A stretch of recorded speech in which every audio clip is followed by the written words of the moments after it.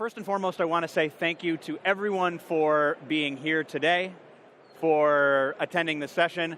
Know that it is hard to step away from your jobs, from your families, from your personal commitments to spend a day with Salesforce and at this event, and know that it is not lost on us that you are spending your time with us to learn about Salesforce and how we can help you. So what we are going to talk about today is how you can build custom applications as part of the Salesforce platform. I am your tour guide for the next 30 minutes, along with David and Aaron, who will be joining me in the conversation. What I want to do first to kind of set some context, and folks may have seen this slide before, is the way we Salesforce kind of frame where we are as a civilization and as an industry is this concept of the fourth industrial revolution. And what that means is all businesses have to deliver products or services that are connected, that are differentiated, that are intelligent, that are aware, and being able to do that in a way that continues to differentiate them in the industry, ultimately with the premise that you need to bring your customers closer to your employees with your applications. And some of the adages that you may be aware of is software is eating the world, that's a Mark Andreessen comment, or every company needs to be a software company. And the challenge is that with all of the available openings for us to go build these really cool apps and products and services in market, there's just not enough people out there to fill the demand. So how do you, as you think about the next app or product or service that you need to deliver to your customers, how do you fill that gap? And that is, for its part, in your business where Salesforce comes in, and specifically the Salesforce platform. And as you walk around the event today, whether it's in the Trailhead Zone or the campground, you'll see the way that we talk about the Salesforce platform is no code, low code, or professional code building of applications. The idea being that anybody that's a trailblazer in the Salesforce ecosystem can build apps, products, and services to deliver to the end users, whether that end user is an employee or a customer. But what we're going to talk about and focus on today is the professional code end of the spectrum, and specifically the Heroku platform within the broader Salesforce platform. So what is Salesforce Heroku? Think about it as the place that you can build engaging apps and experiences around your Salesforce data for your end users, whomever those end users and customers might be. The idea that for most of you, in part or in whole, your data that you care most about is your customer data. And that customer data will likely live in Salesforce. But how do you deliver that data in a way that is differentiating, that is in the hands of the end users for them to have apps and experiences that differentiate you in the market?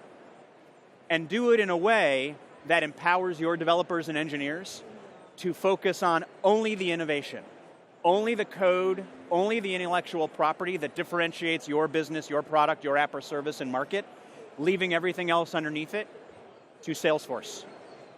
And do that in a way where you can scale to true global web scale. When you talk about Cyber Monday as the easiest example, how can you ensure that you've built an application based on your Salesforce investments that can handle, in some instances, thousands of requests per second across the globe? That's Heroku for its part of the Salesforce platform. So again, remembering these three tenets, let's dive into each of them and really what this means. So when we talk about Extend CRM, this will be one of the things that we show you in the demonstration. I'm not going to steal David's thunder, but the idea here is that the representation of your customer exists in Salesforce. The objects and records that you have in Sales, Service, Force.com, Lightning, that's the data you care most about. But how do you extend that data in a meaningful way? How do you unlock it? How do you expose it? How do you transform it? And still have it exist as a record in Salesforce for your business to be able to execute on it. And one of the concepts that Salesforce has continued to drive in market, if you were in the keynote, you probably heard Brett talk about this notion of the 360 view of the customer. Well, A 360 view of your customer includes what they do on their phone, what they do on their tablet, and then likewise, with all of those actions they take, how that data informs what exists in Salesforce for our employees and our partners to take action on it. This is a differentiator of the Salesforce platform in the industry. This is a differentiator of the Heroku platform in the industry, that I have the ability to build elegant, engaging, experiential apps directly tied to my customer data and have both my customer and my employees and partners take action on the same record. That is a differentiator of Salesforce and Heroku. But then likewise, a differentiator that has always been maintained for the Heroku platform is the ability to empower engineers, developers, architects to focus only on what is differentiating for your business. Everything underneath the code that you write is the responsibility of Salesforce. Operations, infrastructure, management, scaling, patching, compliance, that is what Salesforce delivers as part of its promise and part of the value of the Salesforce platform. So ultimately, regardless of the app or experience or service you want to build, you know that under the innovation that you've written, Salesforce has your back. And do that, again, in a global web scale capacity. So know that if I deploy originally in ANZ, in Australia, I also have the ability to grow my business to Japan, to the States, to Europe, and at a scale of, in some cases, again, thousands of requests per second, individuals hitting my app or my site or my services, that Heroku and Salesforce can manage that scale for me. So again, reminding you the three things: build apps and experiences that are tied to and extending our Salesforce investments and our customer data, doing it in a way that allows our developers and engineers to focus on just innovation and being able to do it at global web scale. And with all of the things that you will learn about today, there is an experience that you can have on Trailhead, specific to Heroku, specific to building apps and services on the Salesforce platform. But rather than just listen to the sales guy go through a few slides, let's make it real. And I'm going to introduce David Beliles, one of our lead architects, to go through a demo. Hello everyone, hopefully you can hear me. Are we good? All right.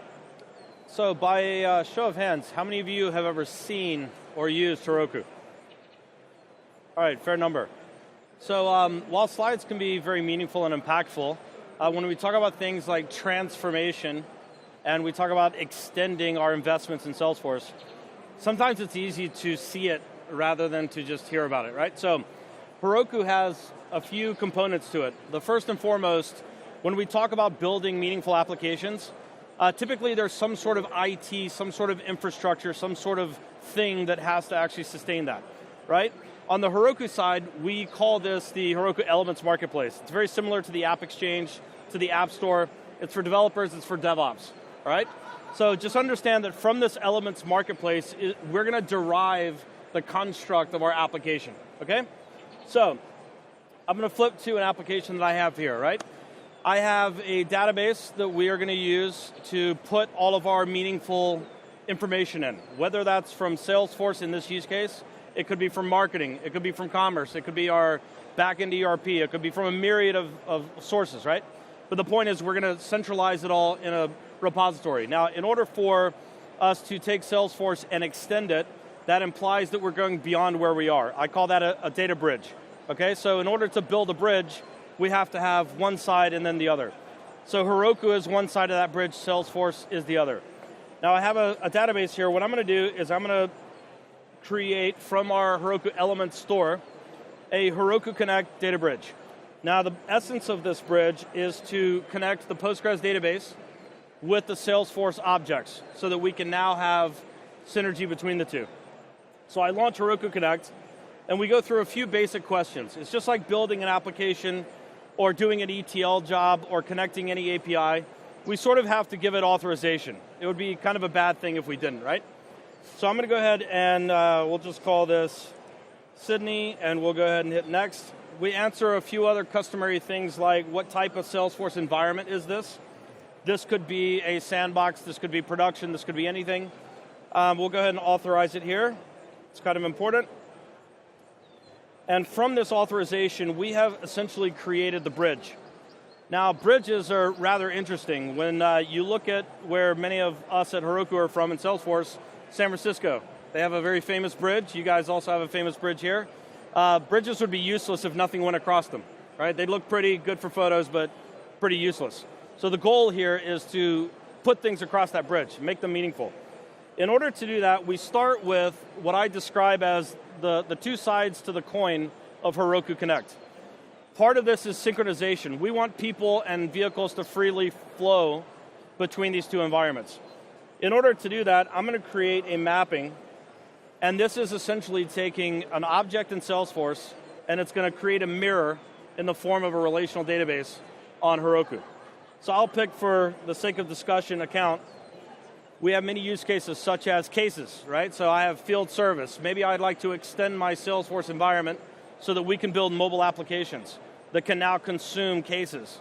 We maybe have a mobile application for consumers where I need to edit my profile, I need to look at my order history, create a support ticket, whatever the case may be. The goal is to extend that Salesforce object, and now we can attach meaningfulness to it, right? So I'll take the account object here. You notice the first question it asks is Salesforce to database, right? So this is saying we're going to take, let's say, the account or case, and we're going to move it across. Now, if there is some sense of urgency here, meaning I have a mobile application that my consumers are using, I have a call center that may get a phone call that my order just messed up, help me, I need to make sure that these are in sync as real time as possible. The streaming API in Salesforce is how that is done. So we're simply saying to Heroku Connect here, hey, listen, when Salesforce does something, it's going to tap on your shoulder. You need to know that that's us. And you need to accept the transaction and make it happen. Don't wait for the next pull, all right? The second question we're going to be asked here is, how do we go back, right? So the mobile user modifies something. They place an order. They open a case. They want to update a ticket. That information needs to flow back, right? Now, you notice as soon as I check that box, we got a nice little lovely message here. This begins to distinguish the fundamental difference between doing something via the API, doing something via an ETL tool or integration, and Heroku Connect. There's only 3 forms of integration: API, ETL integration tools, and Heroku Connect. Heroku Connect carries the intelligence of saying, when we talk about transforming your application development, we're not saying we're going to give you another tool. We're not saying this is another thing your developers have to learn. What we're saying is, instead of waiting until your ETL breaks and figuring out why and learning lessons the hard way, what we're going to do for you is to proactively prompt you for what we already know exists. Meaning, in order for me to update this account in Salesforce, I need to know certain things. Certain fields are required. Certain things are calculated fields. So we're going to prompt you with things like this. And it's very simple. Heroku Connect allows us to bypass that and continue on. The warning dies, we're good to go. I'll go ahead and check a few things, and we will hit save. Now, what is occurring behind the scenes begins to expand the magic of Heroku Connect. That bridge is now becoming an efficient bridge with both a pedestrian walkway and lanes for the vehicles. And so now, we have created the tables, we've created the columns, we've created all of the mappings, we've synchronized all the data. We have now created a virtual mirror on both sides of this bridge where data can freely flow into and out of that account object. Now, what I choose to do with this information is up to you. I could build a mobile application that now uses this. I could build a web application that talks to it. I can synchronize this to any backend system, backend ERP. So whatever you choose to do is up to you at this point, right? There's another part of this that sort of goes the opposite way. We were talking to a gentleman earlier, I believe you're still here, right? So when we talk about certain use cases like IoT, we talk about devices that maybe have lots of data, and you don't necessarily want to put all that information inside of Salesforce for a myriad of reasons. Storage, consumption, API limits, governor limits, scale, calculations, the list is endless, right? Sometimes you don't need all of that data to go across. It's okay to be on both sides of the bridge and wave at each other, right? And so what's going to happen here is we're going to flip to that other side of the coin. Now, I happen to have a Salesforce org here, right? This is living and breathing. And while I may be able to synchronize my accounts, my contacts, my cases, and see them all here like I would assume, we want to do something a little different. What I'd like to do is virtualize my data and consume it in Salesforce as if it was real, right? And again, the aforementioned reasons of storage, scale, elasticity, governance, all of that. So Heroku Connect gives us the ability to create what's referred to as an OData wrapper. This is a nice, easy way to simply say, I will virtualize all of this information that's in Heroku so that any other source can consume it virtually. Now, in the instance of my account objects, it would be kind of meaningless to do a virtual account object. But what is meaningful is to say I have 30,000 devices in homes. Each device has a stream of events happening. And I don't want to put all that information inside of Salesforce. But when I call the call center and I say my device isn't working, they need to not only see me, my device, but they need to see that log and they need to see that data. In this case, the log is going to remain on Heroku. We're going to virtualize that into Salesforce so that I now have the best of both worlds, okay? So if you notice, when I check that, I suddenly have a whole bunch of data tables here in that database, none of which have anything to do with Salesforce. We go to the bottom and we see our little account object there. This is what I synchronized. But what if I were to take something like, for example, our Google ad click data. So here is my double click ad data. So I now am bringing the stream in from my marketing clicks, and there's no way I'm putting that information in Salesforce. But I'd love to know your last interaction with our brand when I'm looking at you in the call center as you're asking a support question. So in this case, if I check that box, what Heroku has just done is created this virtual wrapper. Now, in the normal world of infrastructure as a service, you would either build this, you would buy it, you would certainly have to configure it. Heroku says check a box. You now have an OData virtualized wrapper. Now, again, words are meaningless. Let's actually make it impactful. So here inside my Salesforce org, when you come to setup, you'll see a nice little ability to create what's referred to as an external data source. And inside of that, we just drop in that configuration. So Heroku Connect defaulted me at the top here to all of my information that I need. So here's my credentials, my URL, life is good. I drop it in here, and as soon as I tell Salesforce Connect, go query that and bring back what's virtual, I now see a whole bunch of potential options. So any of that data that's sitting in Postgres, call it the device log file, call it the stream coming in from social media, call it my Google ad click data, whatever meaningful data that you want to consume inside of Salesforce, but you certainly don't want to store it there, this is the virtualization. As soon as I check that, what I'm basically going to get is the option of an external object. All right, so what can I do with an external object? Now, it will look and smell just like a Salesforce custom object. So when I click into my ad clicks, you would think this is a custom object that I spent the last 2.5 hours creating. I did not create this. It was created for me in Salesforce, the way that the Postgres table and columns were created for me in Postgres database, okay? It's just done in reverse. Now let's make it meaningful. I now have my Salesforce org, and I can do a whole bunch of fancy things, including, for example, let me go grab that virtual list from Heroku. So Salesforce Connect is now reaching out virtually to Heroku. It's talking to that virtual wrapper, and it's saying, give me this object. It's coming back into Salesforce, and it's being displayed as if it were native. So I can now do meaningful things, such as read and write. I could come in, if I'm the call center, I could come in and make a modification, hit save. I think I just saved it to the object. I didn't. I saved it across the bridge to the Heroku database, right? So you're seeing that what have we sort of done?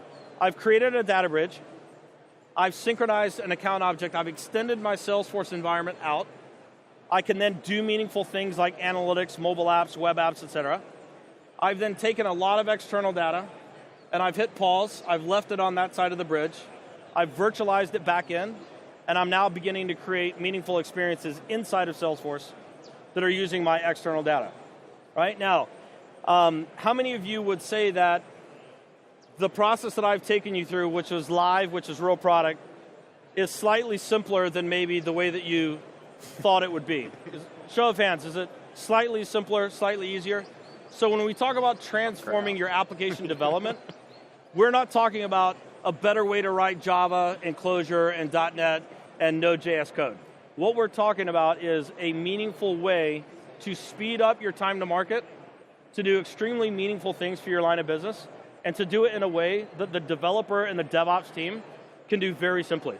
Hopefully that gives you a glimpse into how, as Brad was talking about, you can extend your CRM data, you can transform your application development environment, and the goal of this is that you as an organization can scale. Make sense? So with that, I think we're going to have some good chat now with Aaron. Aaron? Cool. Thanks, David. So, Aaron, thank you for being here. Thank you. Maybe very quickly introduce yourself and Provider Assist to our friends in the audience. So Provider Assist, we work with aged care facilities across Australia, and we're all about helping them make a difference to their business so that they can provide the best level of care to older Australians. Awesome. And what's your role and responsibility for Provider Assist? So I look after everything information and systems. About 90% of my time is spent building on our apps and with our Salesforce platform. Awesome. And talk to us a little bit about how you are leveraging Salesforce and specifically Heroku right now within Provider Assist. Yeah. So every month or every day we get our clients' data in, which is their financial information and their resident information. So that's, as we spoke about with the previous presentations, a myriad of information. So we can get this information in and then push it directly into Salesforce. We can also have, I guess, our clients working in our applications, and they're driving processes. They're using our workflows. They're using all our tools, which is sending information over to Salesforce. Our team are using it. We're making business decisions. We've got reports, dashboards. Our team are doing things, and then that data's just flowing back and forward. That's awesome.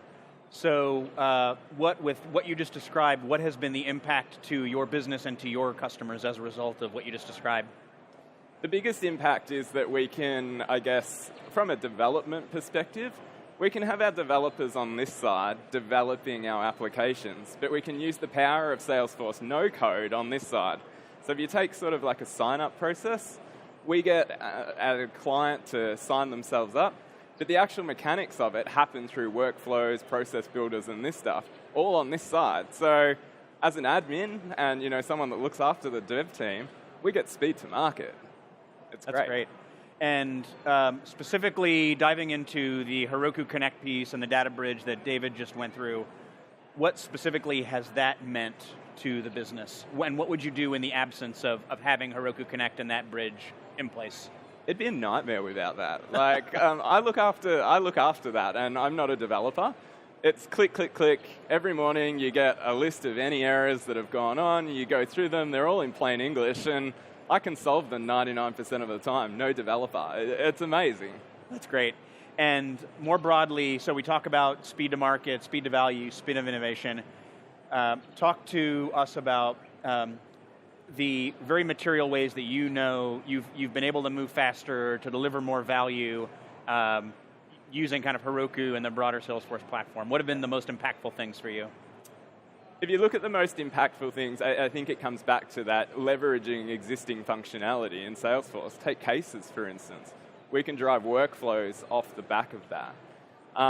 But for our clients, I guess it's been able to visualize that data in the apps.